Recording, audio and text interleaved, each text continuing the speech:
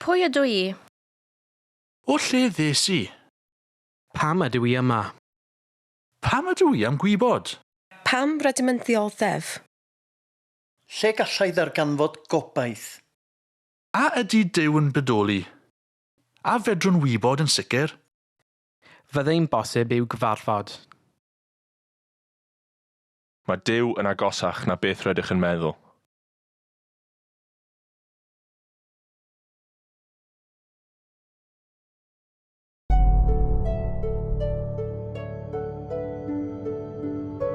Oedd wedi wneud rhoi bwyd i'r 5,000. Oedd wedi cerdded ar dŵr. Roedd e wedi wneud sawl gwrth arbennig. Oedd e wedi helpu'r dall i gallu gweld, rhai pobl methu cerdded yn gallu cerdded eto. Oedd wedi troi'r dŵr mewn I gwin. Wel, aeth e'n iachau'r sâl, a fe'n cerdded ar ddŵr, a pethau fel yna. Fi'n credu gair sydd wedi aros 'da fi. Mae fe'n dod o pan oedd Iesu ar y cross. Y peth mae wedi dweud olaf, really, ar y groes. Mae hefyd wedi rhybuddio ni I ofalu rhag pobl sydd yng ngwisg defaid, ond oedd tu mewn yn bleiddiaid. Felly rwy'n teimlo bod yr hyn mae Iesu wedi dweud blynyddoedd maith yn ôl dal yn berthnasol I ni heddi.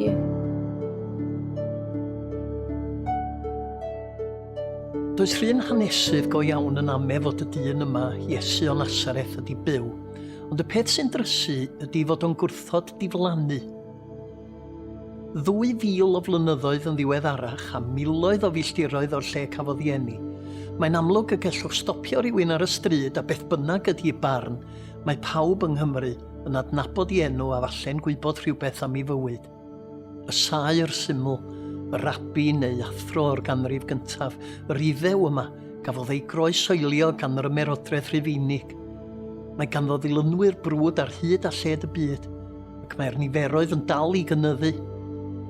Mae'n rhyfeddol I feddwl, wnaeth e erioed ysgrifennu llyfr, wnaeth o'i ymdrech I geisio statws neu swydd wleidyddol. Dweud y gwir, mae'n gwrthod pob ymgais I gael grym felly. Doedd o'i yn arweinydd byddin, a dweud y gwir, dim byd sydd fel arfer yn rhoi I enw ar dudalennau hanes. Buodd farw yn 33 oed, cael ei hoelio ar groes o bren, sef dyfais y ganrif gyntaf I boenydion eithafol a dienyddio. Dyma'r gosb eithaf fwyaf creulon, ar y fyr ymerodraeth I atal yr rhai oedd yn gwrthod ildio iddi. Roedd ei elynion wrth ei bodd yn credu y byddai hyn yn siŵr o roi diwedd ar y sôn amdano a gwneud esiampl ohono rhag I unrhyw un o'i ddilynwyr feddwl parhau y mudiad. Ac eto, dyma ni 2 fileniwm yn ddiweddarach.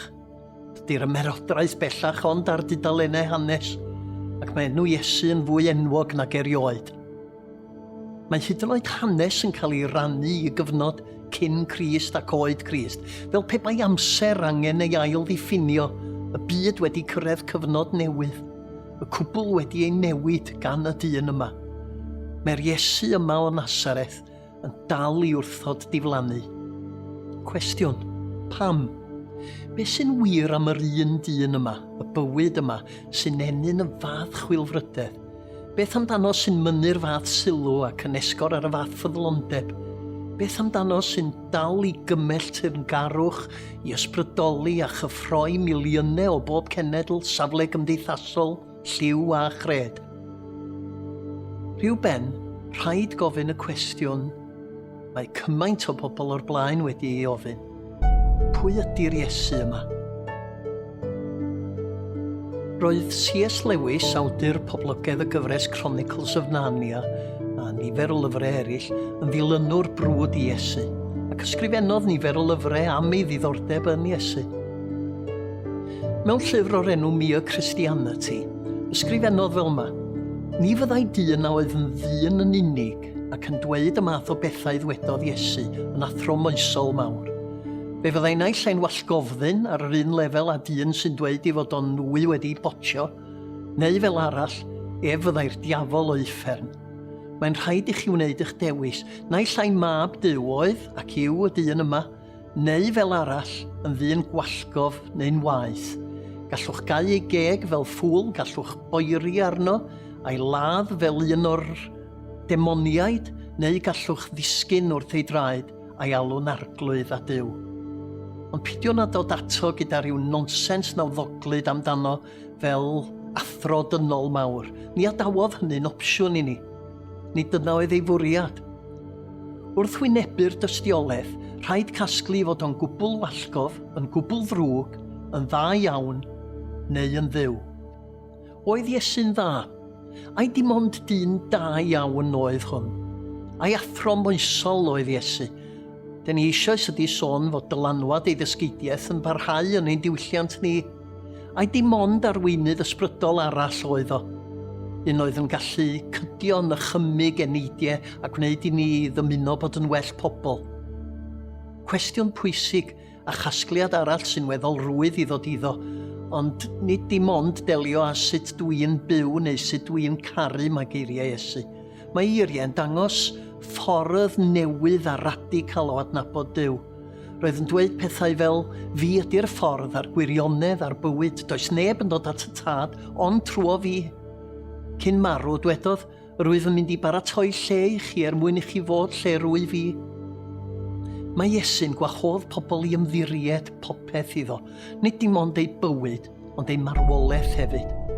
Mae'n dweud wrthyn nhw, os rhowch chi'ch holl obaith yno fi, na, pan fyddwch yn cyrraedd y diwedd, pan fydd bywyd yn dod i ben, byddai'n eich croesawu chi fywyd rhagwyddol, a lle yn hyf yn had. Ac fe ddwedodd fwy fyth, roedd yn honni mai fo oedd yr unig ffordd i'r lle hwnnw. Os nad yw hynny'n wir, os nad oes ganddo'r gallu a'r grym a'r awdurdod i honni hynny, dydy e'n cynnig dim ond gobaith gwag, a Iesu ddim bod yn ddyn yn unig, yn arweinydd ysbrydol yn unig, byddai honi'r fath bethau heb allu gwireddu yn arwydd i fod yn ddyn drwg ofnadwy, yn dwyllwr sy'n dwyn gobaith, nid rhoi gobaith. Felly pwy oedd a phwy ydy Iesu? Oedd o mor ddrwg â hynny? Mae'n bwysig gofyn y cwestiwn oherwydd wedyn byddai'n rhaid gofyn y cwestiwn pam, os oedd yn fwriadol yn camarwen pobl, beth oedd o'n i ennill? Os oedd o'n dwyllwr, pa fantais oedd iddo? Dyn ni'n ei weld o'n gwrthod a pel arian, grym, rhyw ac enwogrwydd, aeth allan o'i ffordd i osgoi'r cwbl, ac yna rhoi ei fywyd i farw ar groes. Pam mynd i'r fath draffaeth, cael dim mantais, ac yna cael eich merthyru gan wybod mai celwydd oedd y cwbl? Felly oedd o'n wallgo? Oedd Iesu'n credu'r celwydd? Oedd o'n dioddau o'r hunan dwyll sy'n perswadio rhywun i bod yn fwy na dynol, i bod yn dod o fyd arall a bod ganddynt alluoedd goruwch naturiol. Mae'n gwestiwn pwysig, a gallwch ddod i ganlyniad cyfforddus, ond mae hyd yn oed y rhai oedd ddim yn ei ddilyn o yn ystyried geiriau Iesu fel rhai o'r geiriau mwyaf doeth, mwyaf prydferth lefarwyd erioed. Gwnewch chi eraill fel y dymunwch chi eraill wneud i chi tro'r foch arall. Gadewch i'r un sydd heb bechod daflu'r garreg gyntaf. Dydy rhain ddim yn swnio fel geiriau gwallgofddyn, ond geiriau rhywun sydd â phersbectif unigryw ar fywyd. A beth am y gwirthiau? Mae'n un peth i honni gallu goruwch naturiol, gall unrhyw un wneud hynny.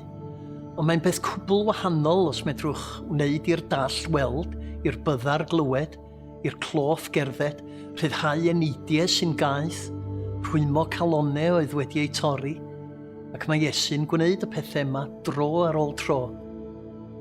Roedd yr hanesion am Iesu yn lledu fel tân gwyllt, a cafodd bywgraffiadau amdano ei hysgrifennu gan bobl oedd yn ei nabod a rhai eraill oedd ddim. Mae rhain ar led o fewn 10 mlynedd ar 20 i'w farwolaeth, a hynny yn yr ardaloedd lle roedd cyfeiriadau ato'n dysgu a gwneud gwirthiau ynddyn nhw. Os nad oedd y ffeithiau'n gywir, os oedd y bobl y sonir amdanynt yn yr hanesion yn bobl ffug, os nad oedd y pethau wedi digwydd go iawn, yna fydde'r llawysgrifau cynnar yma ddim werth y tudalennau cawson ti ysgrifennu anyn nhw. Ond maen nhw wedi goroesi ac mae'r stori'n dal yn fyw. Roedd Iesu'n gwneud yr hyn ddwedodd y medra i'w wneud. Nid geiriau gwallgofyn, ond gweithredoedd cariadus, rhywun oedd yn medru gwella cyrff pobl a'i bywydau, a gwneud hynny gyda grym oedd yn ddwyfol. Felly os mai nid dim ond dyn da oedd o, ac mae digon o dystiolaeth i ddangos i fod o ddim yn ddrwg nac yn wallgof, beth oedd o felly? Pwy oedd a pwy yw Iesu? Felly, yr unig gwestiwn sy'n aros ydy hyn. Be felly? Falle fod rhai yn meddwl ydy'n bosib gwybod pwy ydy Iesu o Nazareth yma, beth bynnag, gan fod 2000 o flynyddoedd ydy mynd heibio. Ond beth os mwyn dod i benderfyniad fod angen gweld darn olaf y jigsaw, sef beth mae o'n i feddwl ohono ti?